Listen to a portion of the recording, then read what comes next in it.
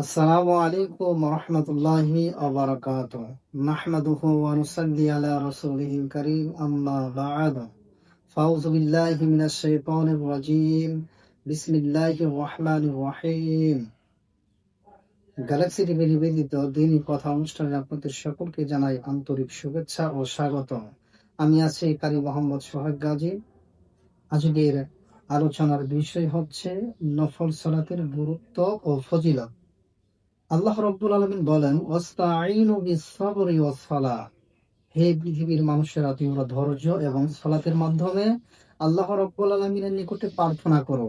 আল্লাহ রাব্বুল আলামিনের নিকটে সালাতের মাধ্যমে প্রার্থনা করতে বলেছেন। আমাদেরকে বেশি বেশি করে নফল সালাত এবং সুন্নত সালাত আল্লাহ রাব্বুল আলামিনের নবী বিশ্বনবী তিনি আদায় করতে বলেছেন। এবং আমরা নফল সালাত আদায় করলে আল্লাহ রাব্বুল আলামিনের নিকটে অধিক প্রিয় হতে পারবো। এবং কি রাসূল সাল্লাল্লাহু আলাইহি সাল্লাম বলেছেন যে নফল সালাতগুলো আমাদেরকে বাড়িতে আদায় করতে হবে। আল্লাহর নবী বলেন, ইজআলু ফি বুয়ুতিকুম মিন সালাতিকুম ওয়া লা তাত্তাখিযুহা কুবুরা। হে পৃথিবীর মানুষেরা, তোমরা তোমাদের ঘরগুলোকে কবর পরিণত করো না। কেননা যে ঘরের ভিতরে সালাত হয় না, যে ঘরের ভিতরে জিকির আজকার হয় না, সেই ঘরটা হচ্ছে কবরের মতো।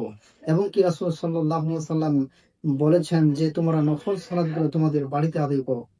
আরেকটি হাদিসে রাসূল সাল্লাল্লাহু আলাইহি সাল্লাম বলেছেন, আন উম্মে হাবিবা রাদিয়াল্লাহু তাআলা আনহা قال قال النبي সাল্লাল্লাহু আলাইহি ওয়াসাল্লাম। আল্লাহ রাসূল সাল্লাল্লাহু আলাইহি সাল্লাম বলতেছেন যে তোমরা দৈনিক 12 রাকাত সুন্নত সালাত আদায় করো। 12 রাকাত সুন্নত সালাত যে ব্যক্তি আদায় করবে, রাসূল সাল্লাল্লাহু আলাইহি ওয়াসাল্লাম বলেছেন, বুনিয়া লাহু বাইতান ফিল জান্নাতা। আল্লাহ রাব্বুল আলামিন তার জন্য জান্নাতের ভিতরে একটি ঘর নির্মাণ করেন। সুবহানাল্লাহি ওয়া বিহামদিহি। কত ফজিলতপূর্ণ কথা রাসূল সাল্লাল্লাহু আলাইহি সাল্লাম বলেছেন। যে ব্যক্তি দৈনিক 12 রাকাত সুন্নত সালাত আদায় করবে, তার জন্য জান্নাতের ভিতরে একটি ঘর নির্মাণ করা হয়। আন আয়েশা রাদিয়াল্লাহু তাআলা আনহা قال قال النبي সাল্লাল্লাহু আলাইহি ওয়াসাল্লাম। আয়েশা রাদিয়াল্লাহু তাআলা আনহা থেকে বর্ণিত, তিনি বলেন, রাসূল সাল্লাল্লাহু আলাইহি ওয়াসাল্লাম বলেছেন, রাকাতুল ফাজরি খায়রুম মিনাদ দুনিয়া ওয়া মা ফিহা। রাসূল সাল্লাল্লাহু আলাইহি ওয়াসাল্লাম বলেছেন, যে ব্যক্তি ফজরের 2 রাকাত সুন্নত সালাত আদায় করবে, সেই ব্যক্তি হচ্ছে দুনিয়া এবং দুনিয়ার ভিতরে যা কিছু আছে, এই ফজরের 2 রাকাত সুন্নত সালাত তার চাইতে উত্তম। সুবহানাল্লাহি ওয়া বিহামদিহি।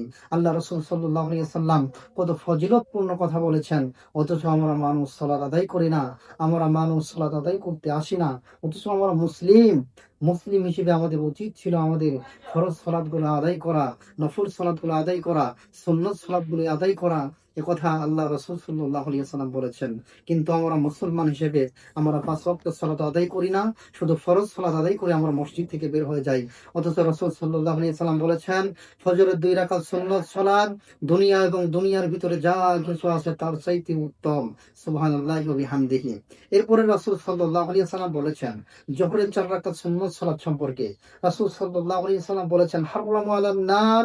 যে ব্যক্তি জোহরের 4 রাকাত সুন্নত সালাত আদায় করবে, তাকে জাহান্নামের আগুন থেকে মুক্ত করা হবে। সুবহানাল্লাহি ওয়া বিহামদিহি। রাসূল সাল্লাল্লাহু আলাইহি সাল্লাম বলেছেন, হারামু আলান নার। তাকে জাহান্নামের আগুন থেকে মুক্তি করা হবে, মুক্ত করে দেওয়া হবে। কোন ব্যক্তিকে? যেই ব্যক্তি জোহরের 4 রাকাত সুন্নত সালাত আদায় করবে। সম্মানিত দর্শক মণ্ডলী, অতএব এই আমাদের নফল এবং সুন্নত সালাতের কত লাভ!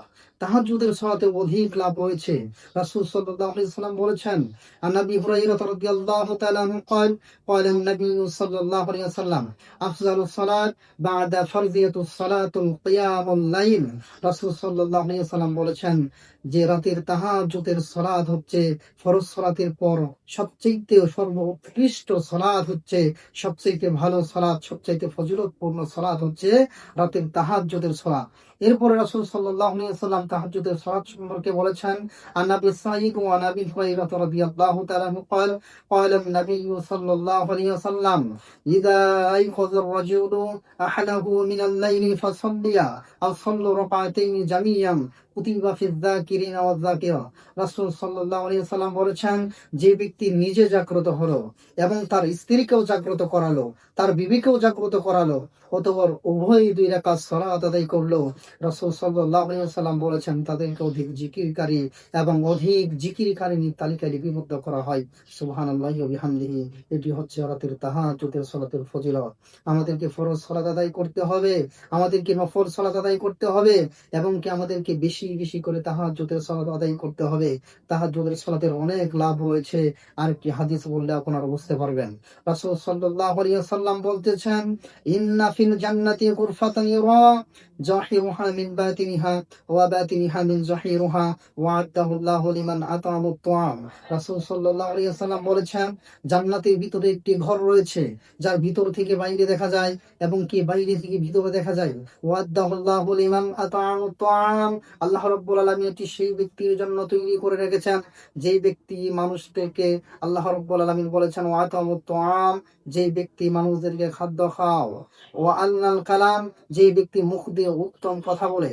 অথবা সালাত, যেই ব্যক্তি সালাত আদায় করে, যেই ব্যক্তি ফরজ সালাত আদায় করে। ওয়া ক্বামা বিল্লাইলি আন-নাসুন নিয়াম, এবং মানুষ যখন ঘুমিয়ে থাকে রাতের তাহাজ্জুদের সালাত আদায় করে, সেই ব্যক্তিকে আল্লাহ রাব্বুল আলামিন সেই ঘরটি প্রদান করবেন। কোন ঘর? যে ঘরটি অধিক সুন্দর। জান্নাতের ভিতরে একটি ঘর, যে ঘরটি ভিতর থেকে বাইরে দেখা যায় এবং কি বাইরে বাইরে থেকে ভিতরে দেখা যায়, সেই ঘরটি সেই ব্যক্তির জন্য তৈরি করে রেখেছেন যেই ব্যক্তি মানুষ যখন ঘুমিয়ে থাকে সেই ব্যক্তি রাতের তাহাজ্জুদের সালাত আদায় করে।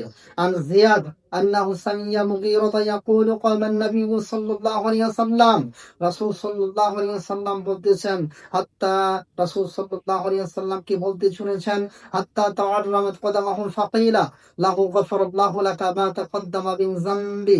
রাসূল সাল্লাল্লাহু আলাইহি ওয়াসাল্লামের এত বেশি সালাত আদায় করতেন যে, রাসূল সাল্লাল্লাহু আলাইহি ওয়াসাল্লাম এত বেশি সালাত আদায় করতেন যে, বেশি বেশি সালাতে দাঁড়িয়ে থাকার কারণে আর বেশি বেশি সালাত আদায় করার কারণে তার পা মোবারক ফুলে যেত। এদিকে সাহাবীরা জিজ্ঞাসা করলেন, ইয়া রাসূলুল্লাহ, ইয়া হাবিবাল্লাহ সাল্লাল্লাহু আলাইহি ওয়াসাল্লাম, আপনি কেন এত বেশি সালাত আদায় করেন যে আপনার পা মোবারক ফুলে গিয়েছে? তখন রাসূল সাল্লাল্লাহু আলাইহি ওয়াসাল্লাম বলতেছেন যে, হাত্তা আকুনু আবদান শাকুরা, আমি কি আল্লাহ রাব্বুল আলামিনের নিকটে একজন শুকরগুজারি বান্দা হব না? আল্লাহ রাব্বুল আলামিনের শুকরিয়া জ্ঞাপন করার লক্ষ্যে আমি রাসূল সাল্লাল্লাহু আলাইহি ওয়াসাল্লাম বেশি বেশি সালাত আদায় করি এবং কি বেশি বেশি সালাতে দাঁড়িয়ে থাকি। তাহলে রাসূল সাল্লাল্লাহু আলাইহি ওয়াসাল্লামের আগের গুনাহ মাফ করে দেওয়া হয়েছে, তার পরের গুনাহ মাফ করে দেওয়া হয়েছে, তারপরেও রাসূল বেশি বেশি করে সালাত আদায় করেন। অথচ আমরা গুনাহগার মানুষ, আমরা তো ফরজ সালাত আদায় করি না।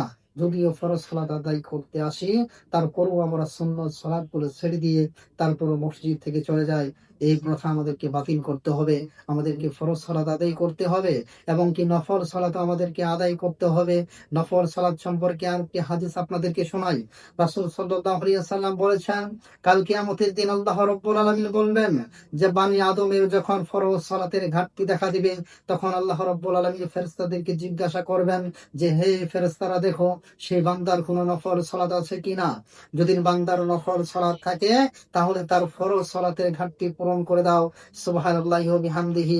আল্লাহ রাব্বুল আলামিনের নবী, বিশ্ব নবী কত সুন্দর কথা বলেছেন যে, ফরজ সালাতের ঘাটতি দেখা দিলে আল্লাহ রাব্বুল আলামিন নফল সালাত দ্বারা পরিপূর্ণ করবেন। অতএব আমাদেরকে ফরজ সালাত আদায় করতে হবে, তার পাশে পাশে বেশি বেশি করে নফল সালাত আদায় করতে হবে।